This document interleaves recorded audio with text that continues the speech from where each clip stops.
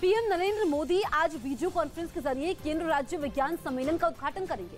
ये सम्मेलन अपनी तरह का पहला सम्मेलन है जिसका उद्देश्य केंद्र और राज्य के बीच समन्वय और सहयोग तंत्र को मजबूत बनाना है और पूरे देश में विज्ञान प्रौद्योगिकी के लिए मजबूत सिस्टम का निर्माण करना भी है।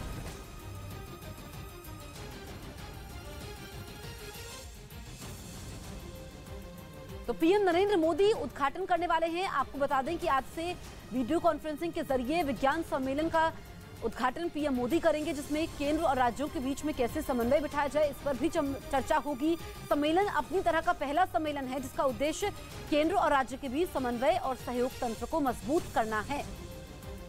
मुंबई में लालबाग के राजा की विदाई के समय भारी भीड़ दिखाई दी। मुंबई में थोड़ी देर में लालबाग के राजा का विसर्जन हो जाएगा, तो इसको लेकर के काफी संख्या में वहां पर भक्तगण जुटे और थोड़ी देर में विसर्जन होगा। तस्वीरें हम आपको दिखा रहे हैं। तो मुंबई में लालबाग के राजा के विसर्जन में काफी सारे लोग जुटे हैं। अलग अलग तस्वीरें वहां से निकल करके सामने आई है जिसमें लोग भक्ति में डूबे हुए हैं। विघ्नहर्ता का विसर्जन अब से कुछ देर में होगा। ये तस्वीरें मुंबई की हैं और वैसे भी मुंबई में लालबाग के राजा के विसर्जन की तस्वीरें बड़ी धूमधाम से वहां पर मनाया जाता है और वो तस्वीरें सामने आती है। थोड़ी देर में विघ्नहर्ता के विसर्जन हो जाएगा।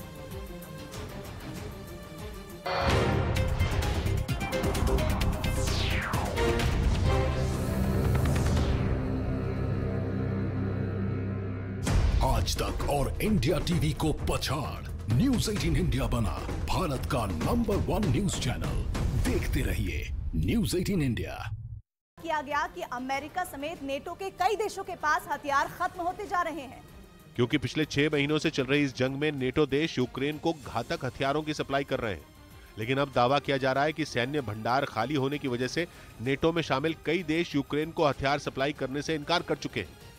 उधर रूस के आक्रामक रवैये को देखकर जर्मनी ने अपने पड़ोसी देशों के साथ मिलकर एक कॉमन एयर डिफेंस सिस्टम बनाने की प्लानिंग की। जर्मनी ने तय किया है कि आने वाले सालों में वो एयर डिफेंस सिस्टम में निवेश बढ़ाएगा, क्योंकि यूक्रेन में जंग छेड़कर रूस ने यह साबित कर दिया कि वो अपने दुश्मनों को नहीं बख्शेगा और मौका मिलते ही उन पर बम और मिसाइलें बरसाएगा। माना जा रहा है कि जर्मनी इसी वजह से घबराया है। उसे पता है कि अगर रूस ने अपनी मिसाइलों की दिशा बदलकर उसकी ओर कर दी तो वो नहीं बच पाएगा, क्योंकि उसका एयर डिफेंस सिस्टम इतना मजबूत नहीं है। और इसी वजह से जर्मनी ने एक नई रणनीति बनाई है और यूरोप में एक कॉमन एयर डिफेंस सिस्टम बनाने के लिए पड़ोसी देशों से बात कर रहा है। जर्मनी के रक्षा मंत्री ने बयान दिया कि उम्मीदें ज्यादा हैं और हमें बहुत बड़ा काम करना है। जर्मनी के चांसलर पहले ही बता चुके हैं कि एयर डिफेंस सिस्टम के बहाने यूरोप के देशों को जर्मनी के साथ जुड़ने का मौका दिया जा रहा है, क्योंकि उन्हें पता है कि रूस से इस वक्त यूरोप का हर देश डर रहा है। माना जा रहा है कि यही वजह है कि जर्मनी अपनी अगुवाई में एयर डिफेंस सिस्टम बनाने की प्लानिंग कर रहा है।